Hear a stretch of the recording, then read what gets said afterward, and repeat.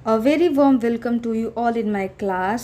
मैं आशा करती हूँ कि आप सभी स्वस्थ होंगे, मस्त होंगे और घर पे रह के खूब जम के पढ़ाई कर रहे होंगे। तो इसी के साथ आज हम लोग अपनी क्लास शुरू करते हैं। तो बच्चों, हम लोग पढ़ रहे हैं भारतीय संविधान का विकास। भारतीय संविधान का विकास किस प्रकार से होता है। तो अभी तक हम लोगों ने पढ़ लिया है जो ईस्ट इंडिया कंपनी का शासन है 1853 तक चलता है, उसको हमने पढ़ लिया है। अब हम पढ़ेंगे ताज का शासन या फिर सम्राट का शासन। ये शुरू होता है 1858 से 1947 तक रहता है। ठीक है, तो ये जो 1858 का भारत सरकार अधिनियम बना, ये 1857 के विद्रोह के बाद किया गया, जिसे भारत का प्रथम स्वतंत्रता संग्राम या सिपाही विद्रोह भी कहा जाता है। भारत के शासन को अच्छा बनाने वाला अधिनियम नाम से प्रसिद्ध इस कानून ने ईस्ट इंडिया कंपनी को समाप्त कर दिया और गवर्नरों, क्षेत्रों और राजस्व संबंधी शक्तियां ब्रिटिश राजशाही को हस्तांतरित कर दी। इसकी कुछ मुख्य विशेषताएं हैं, जैसे कि इसके तहत भारत का शासन सीधे महारानी विक्टोरिया के अधीन चला गया और जो गवर्नर जनरल का नाम था कि भारत का जो गवर्नर जनरल था उसका नाम बदल करके भारत का वायसराय कर दिया गया। भारत में ब्रिटिश ताज का प्रत्यक्ष प्रतिनिधि बना ये वायसराय। लॉर्ड कैनिंग भारत के प्रथम वायसराय बने। इस अधिनियम ने नियंत्रण बोर्ड और निदेशक कोर्ट समाप्त करके भारत में शासन की द्वैध प्रणाली समाप्त कर दी।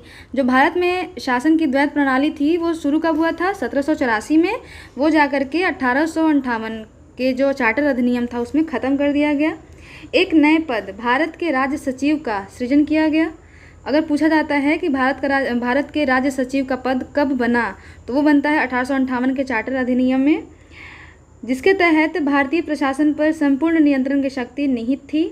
यह सचिव ब्रिटिश कैबिनेट का सदस्य था और अंततः ब्रिटिश संसद के प्रति उत्तरदायी था।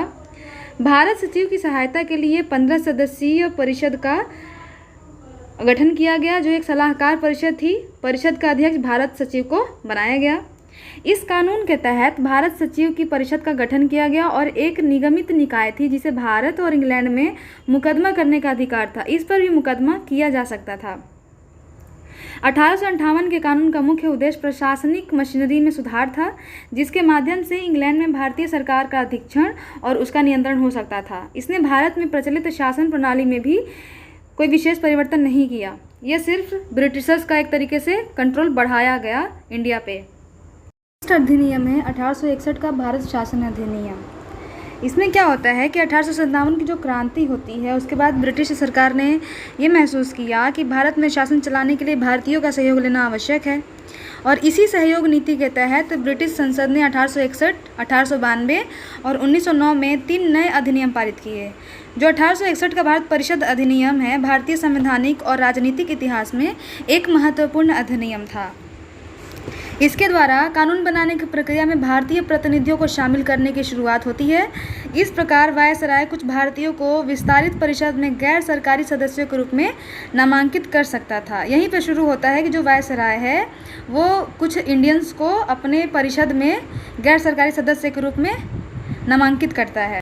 1862 में लॉर्ड कैनिंग ने 3 भारतीयों, बनारस के राजा, पटियाला के महाराजा और सर दिनकर राव को विधान परिषद में मनोनीत किया। ये तीनों ऐसे पहले भारतीय थे जो कि वायसराय के जो परिषद था उसके गैर सरकारी सदस्य के रूप में मनोनीत होते हैं। इस अधिनियम ने मद्रास और बम्बई प्रेसिडेंसियों को विधायी शक्तियाँ पुनः देकर विकेंद्रीकरण की प्रक्रिया की शुरुआत की। बंगाल, उत्तर पश्चिम सीमा प्रांत और पंजाब में क्रमशः 1862, 1866 और 1897 में विधान परिषदों का गठन हुआ। इसने वायसराय को परिषद में कार्य संचालन के लिए अधिक नियम और आदेश बनाने की शक्तियां प्रदान की। इसने लॉर्ड कैनिंग द्वारा 1859 में प्रारंभ की गई पोर्टफोलियो प्रणाली को भी मान्यता दी। इसके अंतर्गत वायसराय की परिषद का एक सदस्य एक या अधिक सरकारी विभागों का प्रभारी बनाया जा सकता था। इसने वायसराय को आपातकाल में बिना काउंसिल की संस्तुति के अध्यादेश जारी करने के लिए अधिकृत किया। ऐसे अध्यादेश की अवधि मात्र 6 माह की होती थी। अगला जो अधिनियम है वो देखते हैं 1892 का भारत परिषद अधिनियम। तो इसके माध्यम से केंद्रीय और प्रांतीय विधान परिषदों में अतिरिक्त जो गैर सरकारी सदस्य थे उनकी संख्या बढ़ाई गई। हालांकि बहुमत सरकारी सदस्यों का ही रहता था। सरकारी सदस्य जो ब्रिटिशर्स थे वे थे और गैर सरकारी सदस्य भारतीय थे। इसने विधान परिषदों के कार्यों में वृद्धि करके उन्हें बजट पर बहस करने और कार्यपालिका के प्रश्नों का उत्तर देने के लिए अधिकृत किया। 1892 के भारत शासन अधिनियम के द्वारा अप्रत्यक्ष चुनाव प्रणाली की शुरुआत होती है। हालांकि ये जो चुनाव का प्रावधान है, चुनाव शब्द का अधिनियम में प्रयोग नहीं हुआ था। इसे निश्चित निकायों की सिफारिश पर की जाने वाली नामांकन की प्रक्रिया कहा गया और इसके द्वारा राजस्व एवं व्यय द्वारा बजट पर बहस करने तथा कार्यकारिणी से प्रश्न पूछने की भी शक्ति दी गई। अगला अधिनियम है 1909 का भारत परिषद अधिनियम। इस अधिनियम को मार्ले मिंटो सुधार के नाम से भी जाना जाता है। उस समय जो लॉर्ड मार्ले हैं इंग्लैंड में भारत के राज्य सचिव थे और लॉर्ड मिंटो भारत में वायसराय थे। इसकी जो विशेषताएं हैं वो इस प्रकार से हैं कि इसने केंद्रीय और प्रांतीय विधान परिषदों के आकार में काफ़ी वृद्धि की। केंद्रीय परिषद में इनकी संख्या 16 से 60 हो गई। प्रांतीय विधान परिषदों में इनकी संख्या एक समान नहीं थी। इसने केंद्रीय परिषद में सरकारी बहुमत को बनाए रखा, लेकिन प्रांतीय परिषदों में गैर सरकारी सदस्यों की बहुमत की अनुमति थी। जो सरकारी सदस्य थे वो ब्रिटिशर्स थे और जो गैर सरकारी सदस्य थे वो इंडियंस थे। इसने दोनों स्तरों पर विधान परिषदों के कार्यों का दायरा बढ़ाया। उदाहरण के तौर पर अनुपूरक प्रश्न पूछना, बजट पर संकल्प रखना इत्यादि। इस अधिनियम के अंतर्गत पहली बार किसी भारतीय को वायसराय और गवर्नर की कार्य परिषद के साथ एसोसिएशन बनाने का प्रावधान किया गया और ये ऐसे पहले भारतीय जो थे वो थे सत्येंद्र प्रसाद सिन्हा, जिन्हें वायसराय की कार्यपालिका परिषद का प्रथम सदस्य बनाया गया। उन्हें विधि सदस्य बनाया गया था कार्यपालिका परिषद का। इस अधिनियम ने पृथक निर्वाचन के आधार पर मुस्लिमों के लिए सांप्रदायिक प्रतिनिधित्व का प्रावधान किया। इसके अंतर्गत मुस्लिम सदस्यों का चुनाव मुस्लिम मतदाता ही कर सकते थे। इस प्रकार इस अधिनियम ने सांप्रदायिकता को वैधानिकता प्रदान कर दी और लॉर्ड मिंटो को सांप्रदायिक निर्वाचन के जनक के रूप में जाना गया। ये क्वेश्चन पूछता है कि जो सांप्रदायिक प्रतिनिधित्व का प्रावधान था वो किस अधिनियम के तहत किया गया, तो वो था 1909 का अधिनियम। ठीक है, और लॉर्ड मिंटो को सांप्रदायिक निर्वाचक का जनक माना जाता है, ये भी क्वेश्चन पूछा जाता है। इसने presidency corporation, chamber of commerce, विश्वविद्यालयों और जमींदारों के लिए अलग अलग प्रतिनिधित्व का भी प्रावधान किया। अगला अधिनियम है भारत शासन अधिनियम, जो कि 1919 का है। तो इसमें देखते हैं कि 20 अगस्त 1917 को ब्रिटिश सरकार ने पहली बार घोषित किया कि उसका उद्देश्य भारत में क्रमिक रूप से उत्तरदायी सरकार की स्थापना करना था। क्रमिक रूप से 1919 में भारत शासन अधिनियम बनाया गया, जो 1921 से लागू होता है। इस कानून को मॉन्टेग्यू चेम्सफोर्ड सुधार भी कहा जाता है या फिर मॉन्टफोर्ड सुधार भी कहा जाता है। जो मॉन्टेग्यू थे भारत के राज्य सचिव थे, जबकि चेम्सफोर्ड भारत के वायसराय थे।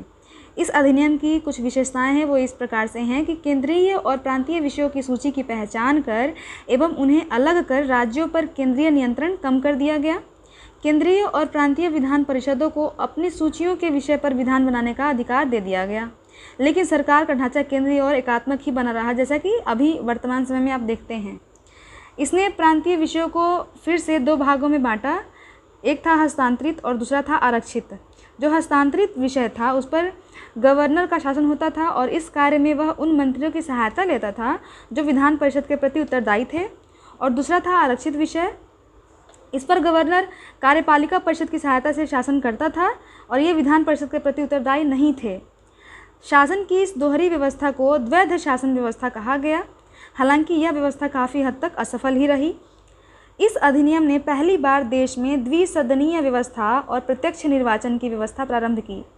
क्वेश्चन पूछता है कि देश में पहली बार द्विसदनीय व्यवस्था कब प्रारंभ हुआ, तो वो होता है 1919 के शासन अधिनियम के द्वारा। इस प्रकार भारतीय विधान परिषद के स्थान पर द्विसदनीय व्यवस्था यानी राज्यसभा और लोकसभा का गठन किया गया। दोनों सदनों के बहुसंख्यक सदस्यों को प्रत्यक्ष निर्वाचन के माध्यम से निर्वाचित किया जाता था। इसके अनुसार वायसराय की कार्यकारी परिषद के 6 सदस्यों में से कमांडर इन चीफ को छोड़कर 3 सदस्यों का भारतीय होना आवश्यक था। इसने सांप्रदायिक आधार पर सिखों, भारतीय ईसाइयों, आंग्ल भारतीयों और यूरोपियों के लिए भी अलग निर्वाचन के सिद्धांत को बढ़ा दिया। इस कानून ने संपत्ति, कर या शिक्षा के आधार पर सीमित संख्या में लोगों को मताधिकार भी प्रदान किया। ये जो 1919 का भारत शासन अधिनियम है, इसके द्वारा एक लोक सेवा आयोग का गठन किया गया। अतः 1926 में सिविल सेवकों की भर्ती के लिए केंद्रीय लोक सेवा आयोग का गठन किया गया। तो जो केंद्रीय लोक सेवा आयोग का गठन था वो हुआ था 1926 में सिविल सेवकों की भर्ती के लिए। इसने पहली बार केंद्रीय बजट को राज्यों के बजट से अलग कर दिया और राज्य विधानसभाओं को अपना बजट स्वयं बनाने के लिए अधिकृत कर दिया। इसके अंतर्गत एक वैधानिक आयोग का गठन किया गया जिसका कार्य 10 वर्ष बाद जांच करने के बाद अपनी रिपोर्ट प्रस्तुत करना था। अगला अधिनियम है भारत शासन अधिनियम 1935 का। 1935 के अधिनियम में 321 धाराएं और 10 अनुसूचियां थीं। यह एक लंबा और विस्तृत दस्तावेज था। यह अधिनियम भारत में पूर्ण उत्तरदायी सरकार के गठन में एक मील का पत्थर साबित होता है। ये जो आपका जो संविधान है उसमें इसके बहुत सारे भाग सम्मिलित किए गए हैं। इसने अखिल भारतीय संघ की स्थापना की जिसमें राज्य और रियासतों को एक इकाई की तरह माना गया। अधिनियम ने केंद्र और इकाइयों के बीच 3 सूचियां, संघीय सूची, राज्य सूची और समवर्ती सूची के आधार पर शक्तियों का बंटवारा कर दिया। अपशिष्ट शक्तियां वायसराय को दे दी गई। हालांकि यह संघीय व्यवस्था कभी अस्तित्व में नहीं आई क्योंकि देशी रियासतों ने इसमें शामिल होने से इनकार कर दिया था। इसने प्रांतों में द्वैध शासन व्यवस्था समाप्त कर दी तथा प्रांतीय स्वायत्तता का शुभारंभ किया। राज्यों को अपने दायरे में रहकर स्वायत्त तरीके से 3 पृथक क्षेत्रों में शासन का अधिकार दे दिया गया। इसके अतिरिक्त अधिनियम ने राज्यों में उत्तरदायी सरकार की स्थापना की, यानी गवर्नर को राज्य विधान परिषदों के लिए उत्तरदायी मंत्रियों की सलाह पर काम करना आवश्यक था। यह व्यवस्था 1937 में शुरू की गई और 1939 में इसे समाप्त कर दिया गया, यानी कि 1939 में इसे ख़त्म कर दिया गया। इसने केंद्र में द्वैध शासन प्रणाली का आरंभ किया। परिणामतः संघीय विषयों को स्थानांतरित और आरक्षित विषयों में बांटना पड़ा। हालांकि यह प्रावधान कभी लागू नहीं हो सका। इसने 11 राज्यों में से 6 में द्विसदनीय व्यवस्था प्रारंभ की। इस प्रकार बंगाल, बम्बई, मद्रास, बिहार, संयुक्त प्रांत और असम में द्विसदनीय विधान परिषद और विधानसभा बन गई। हालांकि इन पर कई प्रकार के प्रतिबंध थे। इसने दलित जातियों, महिलाओं और मजदूर वर्ग के लिए अलग से निर्वाचन की व्यवस्था कर सांप्रदायिक प्रतिनिधित्व व्यवस्था का विस्तार किया। इसने भारत शासन अधिनियम 1858 द्वारा स्थापित भारत परिषद को समाप्त कर दिया। इंग्लैंड में भारत सचिव को सलाहकारों की टीम मिल गई। इसने मताधिकार का विस्तार किया। लगभग 10% जनसंख्या को मत का अधिकार मिल गया। इसके अंतर्गत देश की मुद्रा और साख पर नियंत्रण के लिए भारतीय रिजर्व बैंक की स्थापना की गई। ये भी क्वेश्चन पूछा जाता है कि भारतीय रिजर्व बैंक की स्थापना कब की गई, तो वो 1935 के अधिनियम के द्वारा की गई थी। इसने न केवल संघीय लोक सेवा आयोग की स्थापना की बल्कि प्रांतीय सेवा आयोग और 2 या अधिक राज्यों के लिए संयुक्त सेवा आयोग की भी स्थापना की। इसके तहत 1937 में संघीय न्यायालय की स्थापना की गई। ये भी क्वेश्चन पूछता है कि भारत में संघीय न्यायालय की स्थापना कब की गई, तो वो होता है 1935 के अधिनियम के तहत 1937 में।